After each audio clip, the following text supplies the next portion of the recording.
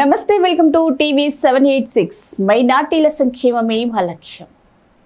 ఇక వివరాల్లోకి వెళ్తే వైసీపీ మండల కన్వీనర్ ప్రెస్ మీట్ ఈరోజు ఏర్పాటు చేసిన డి మురళీమోహన్ రెడ్డి వైఎస్ఆర్ కడప జిల్లా కాజీపేట మండలంలో యూరియా దొరకడం లేదు, రైతులు కష్టాలు పడుతున్నారు, యూరియా అధిక ధరలకు విక్రయిస్తున్న అధికారులు చూసి చూడనట్లు ఉన్నారు.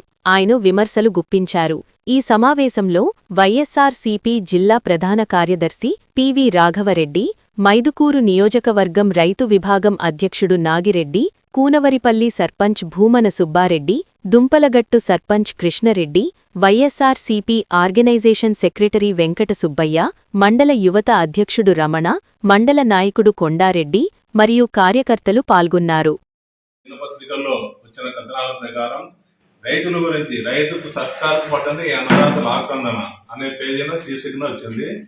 ఎందుకంటే రైతుకు యూరియా అందుబాటులో కనీసం ఒక యూరియా బస్తా ఇచ్చే పాపాన్ని కూడా పోలేదు ఈ గవర్నమెంట్. అన్నదాత సుఖీభావ అంటారు, రైతు ప్రభుత్వాలు అన్ని ఏమంటారంటే రైతు దేశాన్ని వెనుక, దేశానికి రాజు అంటారు. కానీ కనీసం ఈ రాజుకు ఒక మూట యూరియా ఇచ్చే పాపాన్ని పోవడం లేదు. కనీసం చంద్రబాబు నాయుడు గారు ఏం చెప్పారంటే అన్నదాత సుఖీభావ అని చెప్పి సంవత్సరానికి 20,000 రూపాయలు ఇస్తామని చెప్పినాడు. కనీసం సంవత్సరానికి 10,000 రూపాయలు ఇచ్చిన పాపాన్ని పోలే, 10,000 ఇచ్చాడు అంతే. అది ఇంకా ప్రధాన 2 సంవత్సరాలకు ఇంత దయనీయ పరిస్థితుల్లో ఈ గవర్నమెంట్ ఉంది. కనీసం రైతు అంటే ఎందుకు చులకన భావం ఏర్పడిందో వీళ్ళకి అర్థం కావడం లేదు. రైతు అందరికీ అన్నం పెట్టే రైతును ఇంత హింసించి ఇన్ని రకాల ఇచ్చేస్తే కనీసం రైతు ఆక్రందనలే వీళ్ళకు శాపాలుగా మారి ఈ గవర్నమెంట్ కుప్పకొలిపోయే పరిస్థితి ఉంటుంది. కనీసం ఇప్పటికైనా ఏ అధికారి కానీ ఎవరైనా కానీ రైతులతో దయచేసి ఆడుకోవద్దు. ఎందుకంటే ఒక్క ఎకరా ఎవడైనా ఏ అధికారి అయినా కానీ ఒక ఎకరా పైరు పెట్టి రైతు వాడిని కష్టపడి పండించండి, అప్పుడు తెలుస్తుంది రైతు కష్ట విలువ.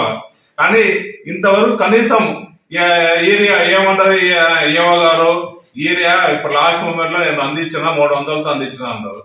400 ఆర్బీఐలకు ఇవ్వచ్చు, అందరికి ఆర్బీఐలకు ఇచ్చి 270 రూపాయలు రైతులకు ఎందుకు ఇవ్వకూడదు? ఒకే ఒక ఏజెన్సీ పెట్టుకొని అతనిగా సప్లై చేస్తూ అతను ఆడిందే ఆటగా ఈ కాజీపేట మండలంలో కొనసాగుతుంది. ఇప్పటికైనా దయచేసి ఆ ఏజెన్సీ అయినా కానీ వాళ్ళైనా కానీ రైతు కుటుంబం నుంచి వచ్చినోడే. రైతులు గోడు పట్టకుండా రైతులు ఇష్టం వచ్చినట్టు నువ్వు ఎన్ని వికారాలు పడినా కానీ ఎప్పుడోసారి నీ పాపం పండుతుంది. మేము చేసే ఇది ఇప్పటికైనా కానీ కళ్ళు తెరిచి రైతుల గురించి ఆలోచన చేయండి. ఇదే విధంగా కొనసాగితే మేము వైఎస్ఆర్సీపీ తరఫున లేకపోతే రైతులందరి తరఫున పోరాటం చేయాల్సి వస్తుందని విన్నవించుకుంటున్నాము.